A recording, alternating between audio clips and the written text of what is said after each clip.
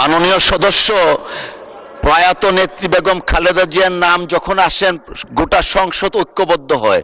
গোটা সংসদের পক্ষ থেকে আবেদন আসছে, আরো 5 মিনিট সময় দেয়া হলো আপনাকে। অসংখ্য ধন্যবাদ। 5 মিনিট। বেগম খালেদা যে অসীম পাহাড়ের মতো দৃঢ়তা নিয়ে দাঁড়িয়েছিলেন, তাকে যখন আমরা কোর্টে থেকে জেলখানার দিকে নিয়ে যাই, সেই দৃশ্য আমরা সবাই দেখেছিলাম। গোটা গণতন্ত্রকামী বিশ্ব পরের দিন জাতীয় পত্রিকা, আন্তর্জাতিক পত্রিকায় নিউজ কেন্দ্রে করেছিলেন। বেগম খালেদা জিয়াকে বন্দি করেছে, মানে বাংলাদেশকে বন্দি করেছিলেন। খালেদা জিয়াকে বন্দি করার পরক্ষণেই আমাকে ধরে কোথায় নিয়ে গেলেন? 41 দিন আমাকে রিমান্ডে রেখেছিলেন। এই ফ্যাসিবাদের এই সময়ে 3.5 বছর আমাকে কারাগারে সময় কেটেছে। শত জুলুম আর অত্যাচারেও আমরা অসীম দৃঢ়তা নিয়ে দেশ এবং মানুষের অধিকারের পক্ষে দাঁড়িয়েছিলাম, গণতন্ত্রের পক্ষে দাঁড়িয়েছিলেন। দেশের ভিতরে খালেদা জিয়া ছিলেন জাতীয় ঐক্যের প্রতীক। প্রবাসে থেকে তারেক রহমান রণাঙ্গনের লড়াইয়ের প্রতিটা সত্ত্বে সত্ত্বে নেতৃত্ব দিয়েছেন। আমি আবারও আপনার কাছে নিয়ে আসতে চাই, বাংলাদেশের এই চলমান রাজনৈতিক আন্দোলন, ছাত্র আন্দোলনকে যদি যৌক্তিক লক্ষ্যে নিয়ে যেতে হয়, উনি নির্দেশ দিলেন শ্রমিক শ্রেণী এবং গরিব মানুষকে যদি অকাতরে জীবন এবং সংগ্রামে যদি উদ্বুদ্ধ করতে না পারেন, তাহলে এই সংগ্রাম সফল হবে না। বাংলাদেশ বহুদিনের জন্য অবরুদ্ধ হবে ফ্যাসিবাদের কোয়ারে। আমরা দলে দলে শ্রমিক শ্রেণীকে উদ্বুদ্ধ করেছিলাম। শ্রমিক শ্রেণী অকাতরে জীবন দিয়েছিলেন।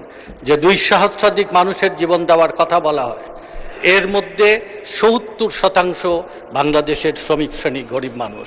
দেশের ভিতরে খালেদা জিয়া আমাদের ঐক্যের প্রতীক ছিলেন। আর প্রবাস থেকে তারেক রহমান ঠিক সেনাপতির মতো রণাঙ্গনে কোন কর্মসূচির পর কোন কর্মসূচি দিতে হবে, কোন কর্মসূচি ঘোষণা করার পরে আন্দোলন সফল হবে।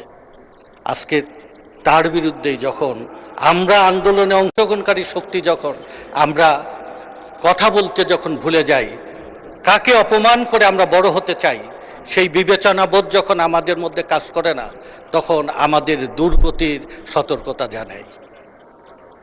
আমি সাম্প্রতিককালে এমন কিছু আলোচনা সমালোচনা হচ্ছে, যে আলোচনা সমালোচনার এই পথ বেয়ে, এই সুড়ঙ্গ দিয়ে এক চক্রান্ত। মাননীয় সদস্য, অসংখ্য ধন্যবাদ। আপনি মাদার অফ ডেমোক্রেসি প্রয়াত বেগম খালেদা জিয়ার ব্যক্তিগত সহকারী ছিলেন। আপনার অনেক ধরনের স্মৃতি আছে, অভিজ্ঞতা আছে। এগুলা শুনলে হয়তো সংসদ থেকেও আচ্ছা আচ্ছা ঠিক আছে, পুরা সংসদে শুনতে চান?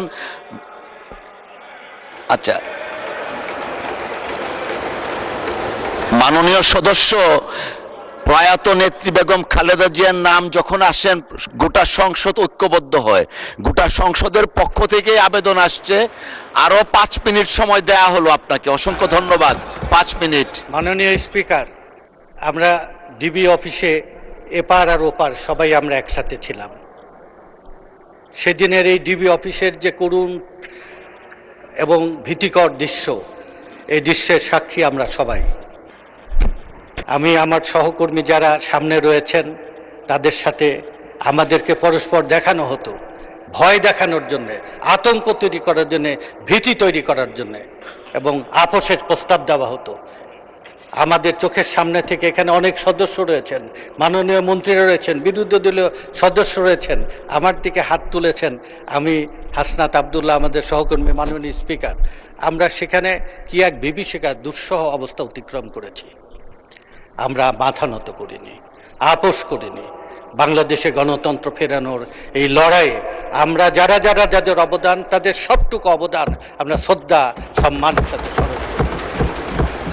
বেগম খালেদা জিয়া শুধু বাংলাদেশের নয়, গোটা পৃথিবীর গণতান্ত্রিক আন্দোলনের একটা সম্পদে পরিণত হয়েছে।